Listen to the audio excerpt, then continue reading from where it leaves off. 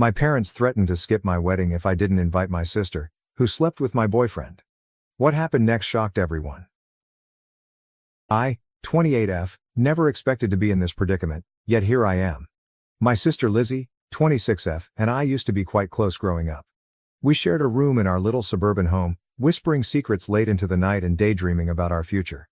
Lizzie was always the more outgoing one, with a talent for art and music, whereas I was the studious kind, constantly buried in a book. Despite our disputes, we remained linked. Our parents, John, 55M, and Mary, 53F, raised us to prioritize family above all else. Dad worked long hours as a construction foreman to support us, while Mom worked part-time and ran the family. They instilled in us a strong sense of loyalty and taught us the value of sticking together through thick and thin.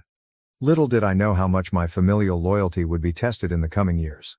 I met Jake, 30M, in my sophomore year of college. He was a senior, personable and popular, with a love of books that mirrored mine. We bonded over our mutual love of classic novels, and we spent many hours in quaint coffee shops talking about our favorite authors. Jake was my first serious boyfriend, and I fell hard and quickly. After graduation, Jake opted to stay in town and work at a local publishing business. Our relationship grew stronger, and we soon began discussing our future together. We moved in together after graduation, sharing a small but comfortable apartment near the city center. Jake was always supportive of my marketing career goals and encouraged me to aim high. Meanwhile, Lizzie had decided to pursue her passion for art rather than attend college. She worked several jobs to support herself while attempting to establish a name in the local art community. I admired her tenacity and determination, even though our parents were dismayed by her decision not to pursue more study. Jake and Lizzie hit it off from the start. They shared an interest in indie music and abstract art, frequently engaged in passionate debates about the newest gallery openings or underground bands. I was overjoyed that my boyfriend and sister got along so well, never suspecting that their relationship would develop into something more sinister. 5 years into our partnership, Jake and I were doing well. We'd weathered the storms of early adulthood together, including job changes, financial difficulties, and the death of our beloved childhood dog. We had even begun casually researching engagement rings online, fantasizing about a future wedding and the family we would create together. In contrast, Lizzie's life was more turbulent. She moved from job to job, trying to make ends meet while pursuing her art. There were times when she'd crash on our couch, and Jake and I would assist her financially. I didn't mind, after all, she was my sister, and I wanted to support her goals. Everything changed on a wet Tuesday in April.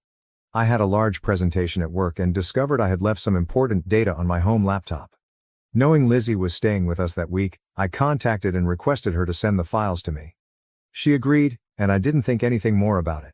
Hours later, after completing my presentation, I opened my inbox to locate the files from Lizzie, but there was something else, an email thread that Lizzie had mistakenly left open when she gave the files.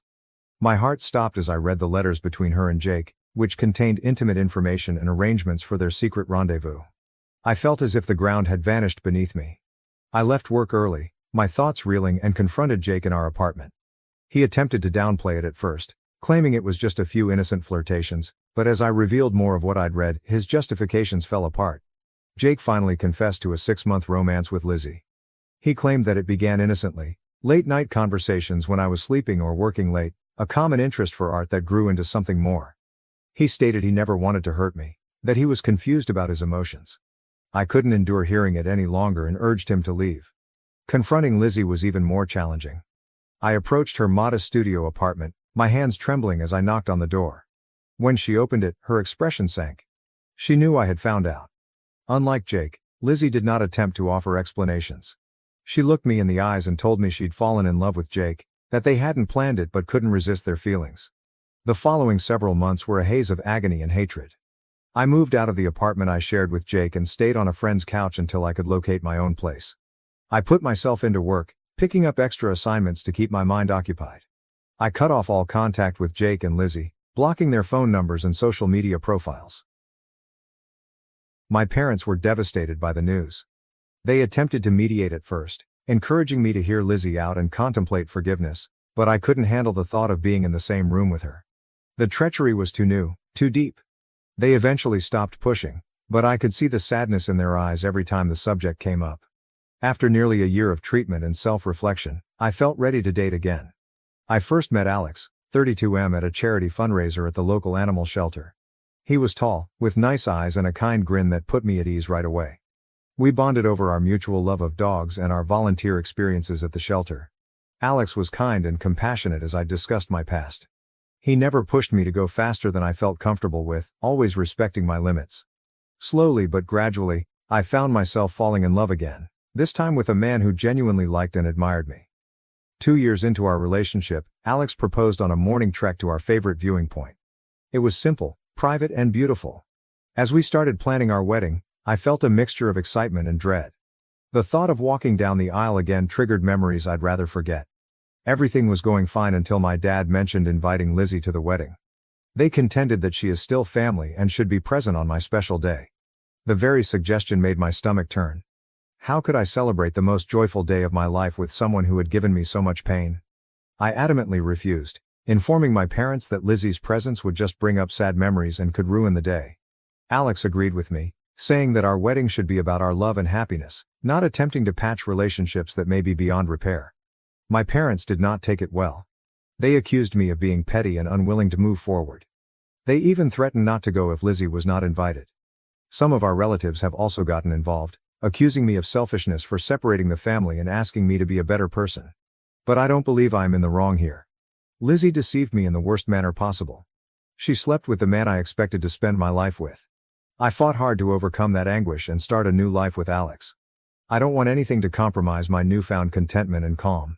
Reddit, am I wrong to not invite my sister to my wedding? Am I being petty, or do I have the right to remove someone who has badly injured me from one of the most important events in my life? Update 1. I'd like to thank everyone who left helpful comments and advice on my first article. The response was amazing, and it gave me the confidence to have a difficult but essential conversation with my parents. I invited them over to supper last week, determined to clear the air and establish some boundaries. The evening started out tense. Mom kept trying to shift the talk toward wedding plans, while Dad was unusually silent. After we finished our meal, I took a big breath and went in. I described in detail how Lizzie's actions had affected me, including the sleepless nights, trust issues that nearly ruined my relationship with Alex, and the therapy sessions I need to work through my pain.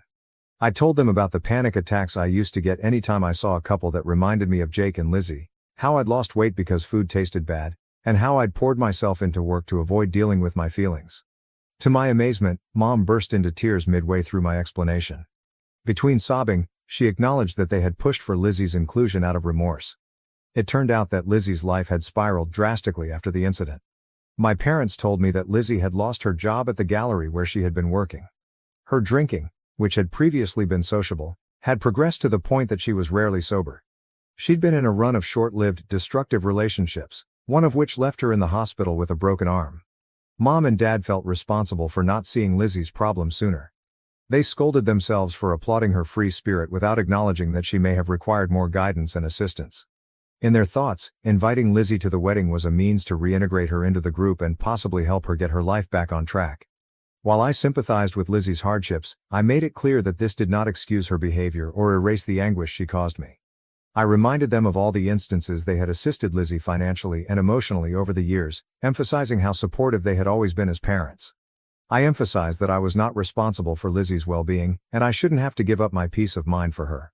Dad, who had kept silent for the majority of the conversation, suddenly piped out. He told me a story from his own background that I had never heard before. Apparently, his older brother had done something similar, compromising Dad's trust significantly when they were younger. They had never really reconciled, and I could see sadness in Dad's eyes as he recounted decades of stressful family reunions and squandered possibilities. He stated that he did not want the same for Lizzie and me, which is why he has been pushing for reconciliation, but he also admitted that he couldn't compel forgiveness and that healing had to happen on my own terms. Dad apologized for pressuring me and promised that he and Mom would respect my decision regarding the wedding. He also told me that they would attend, with or without Lizzie. My parents agreed to speak with the relatives who had been causing me problems and explain the issue. They vowed to stop any future attempts to guilt-trip me into inviting Lizzie. After this emotional chat, I felt as if a weight had been lifted from my shoulders. Although my feelings remained unresolved, I felt heard and understood by my parents for the first time since the ordeal began. Alex, who had made himself scarce during the dinner to allow us peace, was quite supportive when I told him later that night. He held me while I cried, a mixture of relief and anguish sweeping over me. He advised we take a weekend trip to decompress and refocus on our wedding planning. We had a wonderful weekend at a nearby beach town, simply enjoying each other's company and finalizing some wedding plans. We chose our wedding cake, chocolate with raspberry filling, planned the celebration playlist, and even practiced our first dance on the beach under the starlight. This event has increased my appreciation for Alex. He's been my rock through it all, constantly prioritizing my sentiments and wholeheartedly supporting me. I am more confident than ever that I am marrying the right guy. The wedding is now less than 2 months away, and I'm looking forward to celebrating our love with those who actually care about us. I still feel sad about Lizzie's absence, but I know this is the best decision for my mental health and happiness. Thank you again, Reddit, for assisting me in standing my ground and prioritizing my well-being. Your support has meant more than you realize. Update 2. It has been a crazy few weeks since my last post, and I have some unexpected news to offer. I received Lizzie's letter around 3 weeks ago. The envelope lay on our kitchen counter for days, and I hesitated whether to open it or throw it away. Alex, ever the voice of reason, argued that reading it might bring some closure, even if I choose not to react. Finally, on a peaceful Sunday morning, I mustered the confidence to open the letter. It was many pages lengthy and contained Lizzie's trademark loopy handwriting. As I read, I could practically hear her voice in my thoughts, recalling late-night chats and secrets from our youth. Lizzie began by acknowledging the grief she had caused me, accepting full responsibility for her actions without making excuses. She wrote of the downward spiral her life had taken after Jake left her, and how she turned to drink to alleviate her remorse and shame. She admitted to suffering from depression, which had begun long before the episode with Jake but had increased dramatically thereafter. Her admission that she was going to rehab stunned me the most. She had apparently been in a treatment facility for the previous 6 months, focusing on her sobriety and mental wellness. She wrote of the grueling treatment sessions, group gatherings, and the difficult task of confronting her demons. Lizzie mentioned that part of her healing journey was making amends to individuals she had harmed. She clarified that she did not seek forgiveness and respected my decision not to include her at the wedding. Her intention in writing was just to apologize and inform me that she was attempting to become a better person. The letter finished with a story from our childhood. I stood up for her against some bullies at school. Lizzie stated that she had always admired my tenacity and honesty, and that betraying me was her biggest regret in life. I'd want to say that after reading the letter, I felt a rush of forgiveness, but the truth is that I was left conflicted. A part of me remained furious and sad, while another sensed a glimmer of the sisterly affection we had shared. I decided to take some time to examine my emotions before making any decisions. After a few days of deliberation and numerous conversations with Alex, I decided to meet Lizzie at a neutral location, a quiet cafe in town. Seeing her in person after 3 years seemed weird. She looked different, thinner, with black circles under her eyes, but she exuded a peace that had not been there before.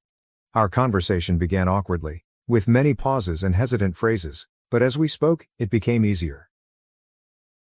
Lizzie restated what she had said in the letter, her voice breaking with emotion as she apologized once more for the hurt she had caused. She told me more about her sober journey and the work she had done in therapy. Lizzie even showed me a journal in which she had been writing letters to me as part of her recovery, though she had no intention of sending them. Reading excerpts from her genuine unedited thoughts during those sad days was eye-opening. I will not lie, it was an emotional meeting. We both shed tears as we discussed the past and the agony we had both endured.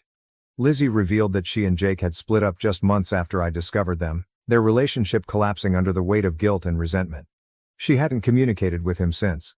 By the end of our appointment, I felt a sense of closure that I hadn't realized I needed.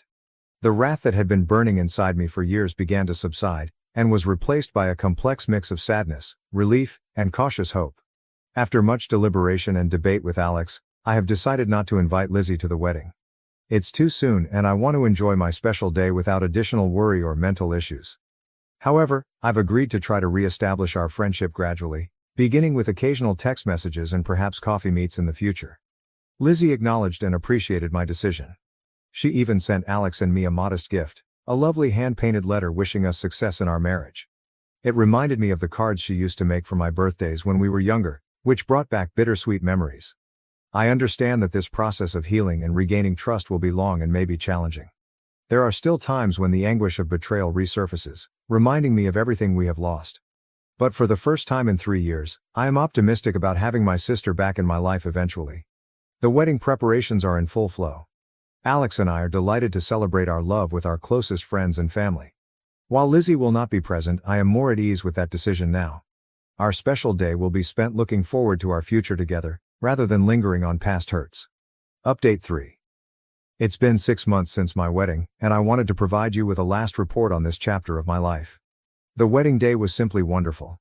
Alex and I exchanged vows in front of our loved ones in the stunning vineyard setting we had chosen. The weather was perfect, with a moderate breeze and brilliant blue skies that appeared to reflect the joy I felt inside my heart. I walked down the aisle on my father's arm, my gaze fixed on Alex's. All of the drama and pain of the previous years seemed to fade away in that instant. As I stood at the altar with my soon-to-be husband, all I could feel was love and appreciation. The ceremony was modest and personal, with readings picked by our closest friends and vows written by ourselves. There wasn't a dry eye in the house when Alex swore to always be my safe harbor, and I promised to be his constant companion throughout life's experiences. The reception was a happy occasion. The meal was wonderful, the wine was plenty, and the dance floor was full all night. My parents were on their best behavior, honoring Alex and me with no mention of Lizzie. It was great to see them so joyful and supportive. Lizzie followed my requests and did not attempt to contact me on the wedding day. Instead, she delivered a gorgeous bouquet of sunflowers, my favorite flower since childhood, to my hotel room. The accompanying note congratulated us and wished us a life of happiness. It was a lovely gesture that I appreciated even more than I had imagined. Since the wedding, Alex and I have adjusted into married life, which has been fantastic. We recently purchased our first home together, a quaint craftsman-style house with a modest backyard. We've enjoyed making it our own by painting the walls and adding a garden. It feels nice to be starting a life together and making new memories in a space that is genuinely ours. My friendship with Lizzie is gradually improving. We've had a few more coffee meetings and are now texting on a regular basis. Our chats are still somewhat guarded, but there is a developing comfort between us that reminds me of our previous connection. Last month, we even ate dinner with our parents. It was a little awkward at begin, with everyone trying to avoid certain issues, but as the evening proceeded it became more like old times. Lizzie remains committed to her recovery and has been making significant improvements in her life. She's back in school, training to be a counselor for disturbed teenagers. She thinks her own experiences have given her insight into the difficulties that young people encounter, and she wants to help others avoid the mistakes she did. Seeing her progress and commitment to changing her life has aided me in my forgiveness journey. Lizzie recently inquired if she might exhibit some of her work at a local gallery. I hesitated at first, recollections of her previous artistic pursuits triggering conflicting feelings, but I decided to go. With Alex by my side for support. Walking into the gallery, I was taken aback by the transformation in her work. The chaotic, dark pieces of her turbulent years were replaced by brilliant, hopeful canvases that appeared to throb with life. One painting in particular caught my eye. 2 interwoven trees with branches reaching for the sky.